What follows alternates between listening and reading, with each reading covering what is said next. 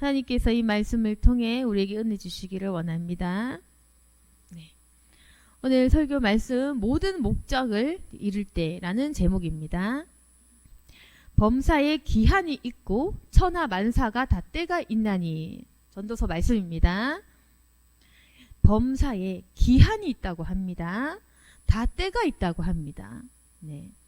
천하 만사 모든 일들이 다 때라는 것이 있는데, 그것이 어떤 것이냐면 2절 말씀, 날 때가 있고 죽을 때가 있다. 우리가 태어날 때가 있고 우리가 죽을 때가 있지 않겠습니까? 네. 사람들이 아이가 태어나면 굉장히 기뻐하죠. 그런데 죽을 때 슬프죠. 장례식에 가야 되잖아요. 죽으면 우리가 이제 흙으로 돌아가는 겁니다. 묻어져서. 그래서 우리가 태어났지만 우리의 육신이 장례 치를 때가 온다. 처음과 끝이 있는 거죠. 우리 인생에. 그런데 사는 내내 이런 기쁨과 슬픔이 공존하는 삶을 우리가 살게 됩니다. 그래서 심을 때가 있고 심은 것을 뽑을 때가 있고 죽일 때가 있고 치료할 때가 있으며 헐 때가 있고 세울 때가 있다. 그래서 이 모든 말씀들 어떠한 때가 있는 것이다. 울 때가 있고 웃을 때가 있다. 너희들이 슬퍼할 때가 있고 춤출 때가 있다. 이 말씀을 요약하자면은 다 때가 있다. 마냥 웃을 수는 없다. 너희들이 마냥 춤추고 마냥 기뻐하고 싶잖아요. 우리는 마냥 그럴 수 없다는 겁니다. 항상 기쁘고 항상 잘되고 항상 축복받고 승승장구하고 그럴 수는 없다는 겁니다. 또 반대로 뭐 나라고 해서 항상 안 풀리냐, 그것도 아니라는 겁니다. 나라고 항상 잘 안 풀려, 운이 없어, 늘상 울어야 되고 슬프고 내 인생 꼬이고 언제나 그럴 것이냐, 그것도 아니라는 겁니다. 이게 무슨 말이냐면은 잘 된다고 해서 교만하거나 자랑할 필요 없다. 그거 다 때가 있는 거지. 고꾸라질 때가 온다는 겁니다. 또 안 될 때 슬퍼할 필요 없다. 쥐구멍에 볕들 날 온다. 늘상 잘 안 되라는 법도 없다. 그렇게 슬퍼하고 낙심하고 우울하고 절망적일 필요 없다는 겁니다. 그래서 이 두 가지가 공존한다는 얘기를 하고 싶습니다. 울 때가 있고 웃을 때가 있다. 공존할 것이다. 두 개 다 필요하다는 거. 그런데 하나님께서는 우리 아버지시잖아요. 근데 아버지인데 우리 이해가 안 돼요. 아니 우리는 자녀인데 항상 우리가 잘 되기를 바라시지 않을까? 우리가 항상 성공하기를 바라시지 않을까? 좀 우리가 막 크게 죄 짓는 범위가 아니라면 그래도 내 인생 공부 잘하고 내 아들 공부 잘하고 내 자식 결혼 잘하고 우리 인생이 좀 건강하고 내가 잘 되기를 바라지 않을까라는 우리의 생각들이 있습니다. 그렇지 않다는 겁니다. 하나님 보시기에는 돌을 던져버릴 때가 있고 돌을 거둘 때가 있고 안을 때가 있고 안는 일을 멀리할 때가 있다. 이런 비유를 통해서 하나님께서 우리를 안아줄 때가 있고요. 하나님께서 우리를 내버려 두시는 것 같은 그 정도로 침묵하시는 때가 있다는 겁니다. 그래서 7절에도 보시면은 그런 말씀이 있거든요. 잠잠할 때가 있고 말할 때가 있고, 성경을 기록하실 때도 선지자를 통해 말씀하실 때가 있고 하나님께서는 침묵하신 때가 있고, 그러니까 바벨론 포로가 되어서 고통을 줄 때도 있고 또 그 포로 생활에서 풀려날 때가 있고 그런 겁니다. 하나님이요. 우리 아셔야 하는 것은 물론 그 전제 조건, 하나님은 우리를 사랑하신다. 이거는 너무 당연한 진리인데요. 그런데 당연한 진리, 하나님 우리를 너무너무 사랑하신다. 이 세상 끝날 때까지 한결같이 사랑하신다. 이거는 진리인데, 그러나 우리 인간이 체감할 때는 어떠냐면은, 체감할 때 우리가 그냥 그 진리를 진리로 잘 받아들이지 못하고 살면서 내가 느끼는 이 감정적으로 하나님이 나를 사랑할 때가 있고 하나님을 나를 미워할 때가 있는 겁니다. 근데 이 미움조차도 사랑의 역사가 맞고, 그럼에도 불구하고 하나님께서 우리를 내버려 두시는 것 같고 무관심한 것 같고 침묵하시면서 마치 나를 미워하시는 것처럼 느낄 때가 있다는 겁니다. 나라도 마찬가지로 전쟁할 때가 있고 평화할 때가 있다. 그러니까 하나님께서는 우리에게 계속해서 어떠한 때에 따라 고난과 고통과 축복을 번갈아 가면서 그 때에 맞게 우리 인생을 계속 이렇게 굴곡지게 인도를 하시는데, 그럼 10절에 보시면 하나님이 인생들에게 노고를 주사 애쓰게 하신 것을 내가 보았노라. 그러니까 하나님이 사람에게 굉장히 있잖아, 희노애락을 허락하시는 거예요. 굉장히 수고하고 애쓰게 하고 하나님을 막 발견하기 위해서 몸부림쳐야 되고, 때로는 고난당하고 실족하고 잘 모르겠고 길이 어딘지 모르겠고 그렇게 막 애를 써야 되잖아요. 그런데 왜 하나님께서 이런 슬픔과 고통을 자꾸만 허락을 하시느냐면은 우리에게 어떤 그 목적이 있어서 그렇습니다. 하나님께서 왜 우리에게 가난과 슬픔과 그 눈물과 이런 아픔들을 허락하셨냐면은 11절 말씀에 그 이유가 나타나 있는데, 하나님이 모든 것을 지으시되 때를 따라 아름답게 하셨고 또 사람들에게는 영원을 사모하는 마음을 주셨느니라. 이 땅에 사람들이 영원을 사모하는 마음을 갖게 하려고입니다. 무슨 말이냐면은 만약에 우리가 이 땅에 살 때 우리가 원하는 대로 계속적으로 건강하고 일이 잘 풀리고 자녀가 잘 되고 나 역시도 하는 일들이 감사하게도 잘 풀리면은 우리가 죽기가 싫어집니다. 아, 이곳이 좋구나. 돈도 많고 하고 싶은 대로 되고 몸도 건강하고 내 자식 잘 되고 자랑할 일도 많고 죽기 싫어, 죽기 싫어 이렇게 되거든요. 그래서 이 땅을 사모하게 됩니다. 이게 우리 육신의 약점이거든요. 그래서 하나님 입장에서 우리를 사랑하시지만 천국을 바라보게끔 사모하게끔 하시기 위해서는 때에 따라 우리 인간을 훈련시키는 일들이 필요한 겁니다. 그건 뭐냐면은 이 땅은 나그네 길이다. 이 땅에서 얻을 수 있는 것이 없다.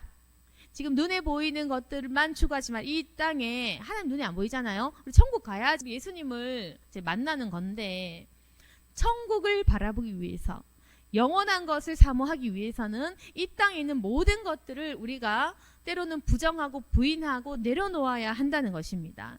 그래서 하나님께서 고난과 고통 줄 때 우리 어떻습니까? 기분은 굉장히 상하고 우리가 힘들기는 하지만 그때 우리 신앙 생기죠. 그때 교회 다니게 되고 그때 예수 영접하게 되고, 힘들 때 우리 천국 뭔지 죽음이 무엇인지 인생의 의미를 돌아보게 합니다. 그때 사람이 영혼에 대한 관심을 가지면서 영혼에 대한 사모함이 생겨요. 그때 인간이 이 육신의 관점에서 영원을 위한 관점을 가지게 되는 겁니다. 그래서 하나님께서 영원을 사모하는 마음을 주시기 위해서 때에 따라 이렇게도 저렇게도 하시는 겁니다. 그럼 우리가 봤을 때는 때로 고난을 허락하실 때 하나님께서 마치 나를 미워하시나 라는 착각을 가질 수도 있지만, 결론적으로는 하나님께서 더 좋은 것을 주시려고 한다.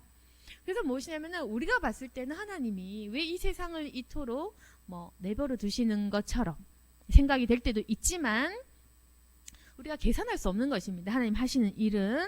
11절에 보시면은 하나님이 하시는 일의 시종을 사람으로 측량할 수 없게 하셨도다. 그래서 하나님 하신 일을 우리가 감히 몰라요. 이쯤 됐으면 하나님이 이렇게 하시겠지. 그거는 우리의 착각입니다. 이제 하나님이 기도했으니까 풀리게 하겠다. 그것도 내 착각입니다. 내가 이만큼 섬겼으니 날 복주했지. 그것도 착각입니다. 하나님께서 이제 날 버리셨겠지. 그것도 착각. 하나님이 나를 실망해서 그것도 착각. 그러니까 모든 게요, 하나님의 관점과 하나님의 그 판단은 우리가요 알 수가 없는 겁니다. 우리가 가진 그 시간의 관점도 다르고 우리가 가진 그 사랑과 거룩의 관점도 다르고, 그래서 우리는 인간적인 생각에 묶여 있기 때문에 하나님이 하시는 일들을 계산하거나 측량할 수가 없다. 그래서 때로는 우리가 선하다고 생각하는 것들이 하나님 기준에서 선이 아닐 수도 있고, 우리가 잘한다고 잘해봤자 하나님 입장에서 칭찬 못할 일도 될 수가 있다는 겁니다. 우리가 보기에는 좀 악해 보여. 뭔가 아닌 것 같아. 그건 역시 하나님 섭리 안에서는 거룩한 것이 될 수도 있습니다. 바로 심판이 존재하는 것처럼 그렇습니다. 심판이라는 거. 악한 사람들을 지옥불에 던져버린 그 행위 자체가 우리가 보기에는 그냥 무섭고 잔인하고 끔찍할 수도 있겠지만 우리가 측량할 수 없는 하나님의 그 거룩한 섭리라는 것이 있다. 인간적인 생각을 하면 이해할 수가 없어요.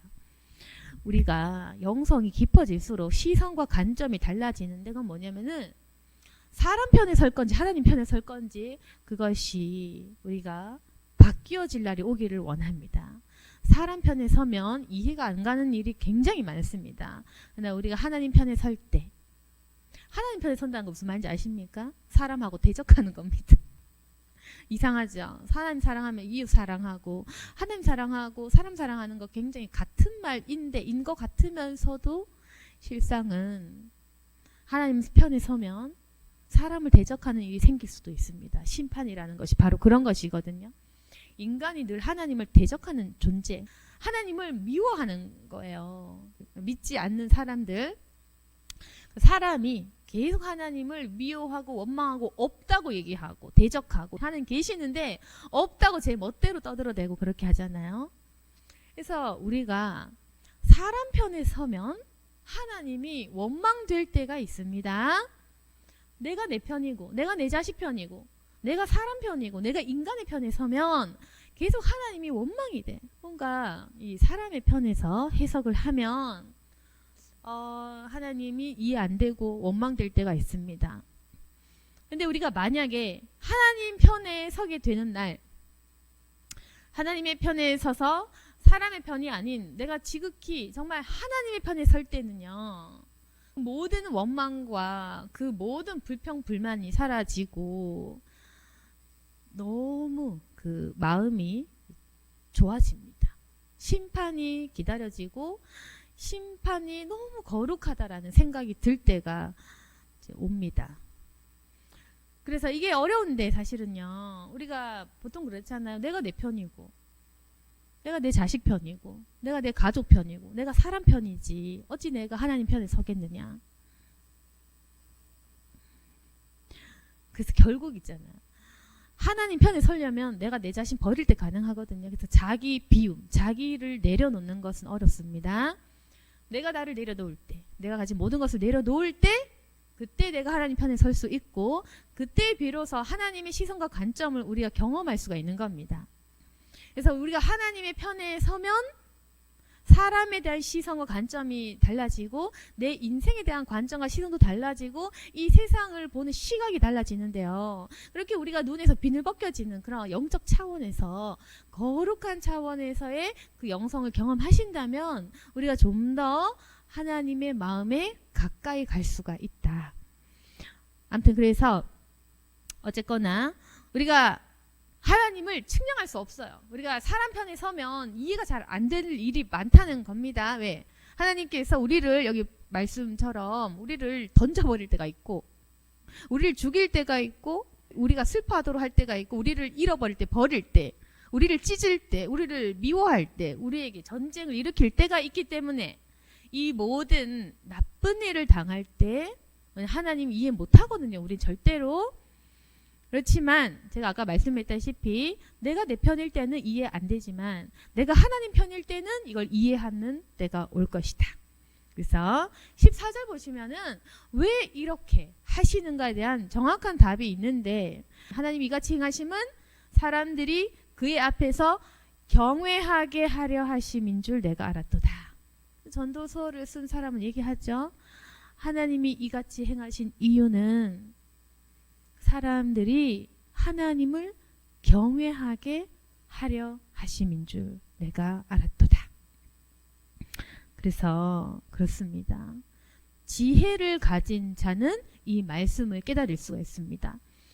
하나님께서 왜 이같이 행하시느냐, 왜 우리를 어떨 때는 슬퍼하기도 하고 인간을 천대지변으로 쓸어버리고 죽일 때가 있고 왜 인간에게 전쟁을 허락할 때가 있고 이런 아픈 역사들을 허락할 때가 있냐면은 사람들이 하나님 앞에서 하나님 되심을 알게 하려고, 하나님 되시기 인정하려고. 그래서 우리가 쌓아놓은 그 교만한 바벨탑을 무너뜨리게 하기 위해서 하나님께서는 우리에게 이런 일을 허락하십니다.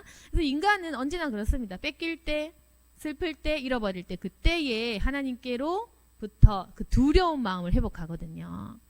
우리 인간은요, 잘 되면 교만해지고 하나님을 경외하는 게 아니라 내 인생을 사랑하게 됩니다. 근데 우리가 두려움 회복할 때는요, 다시금 엎드리면서 내가 누구인지 다시 알게 돼요. 내가 보잘것없는 피조물이구나. 하나님 앞에서 하나님을 경외해야 하는 자로구나. 그래서 오늘 말씀을 좀 정리하자면은 다른 거 아니에요. 하나님 우리가 괴롭기를 절대 안 바랍니다. 아시겠지만은 우리가 슬퍼할 때 더 슬퍼하시고 우리가 낙심할 때 아주 슬퍼 괴로워하십니다. 하나님 우리보다 엄청 풍부하시고 사랑이 많기 때문이죠. 그럼에도 불구하고 왜 하나님은 가끔씩 냉정하시고 차갑고 무섭고 너무너무 두려운 분이시냐면은 우리가 하나님을 좀 무서워하게 하려고 경외하게 하기 위해서 우리 인간의 습성을 잘 아시기 때문에 그렇게 한다. 그래서 우리가 지혜로운 자라면은 하나님을 두려워하면서 빨리 돌아가야 되는 거. 그리고 내가 아무리 신앙생활 잘 한다 할지라도 그럼에도 불구하고 우리가 교만하지 않게 아무리 내가 열심히 신앙생활 해도 그래도 마찬가지입니다. 내가 안 풀릴 때 있어요. 굳이 그걸 벌 받는다고 생각하지도 마세요. 그럴 때가 있습니다. 인간의 그 인생에 안 될 때, 잘 안 풀릴 때, 시험 될 때 하나님께서 우리를 보실 때 다 있기 때문에 잘한다고 해서 마냥 잘 풀리는 일도 아닙니다. 지나가 봐야 아는 것. 그래서 하나님께서 여러 가지 모양새 우리를 다루실 건데 하나님을 경외하면 된다. 잘 될 때도 하나님을 경외하라. 안 될 때도 경외하라. 그렇게 하다 보면은 하나님께서 끝내 나를 인정하시고 세워 주실 때는 반드시 옵니다. 네, 그래서 오늘 말씀을 통해서 내가 어떠한 때를 겪든지 간에 하나님의 목적은 바로 그것. 우리가 인간이 하나님을 경외하고 하나님을 영화롭게 하는 것. 그 목적을 이루시기 위해서 우리 인생 여러 가지 일들을 허락하신다는 것.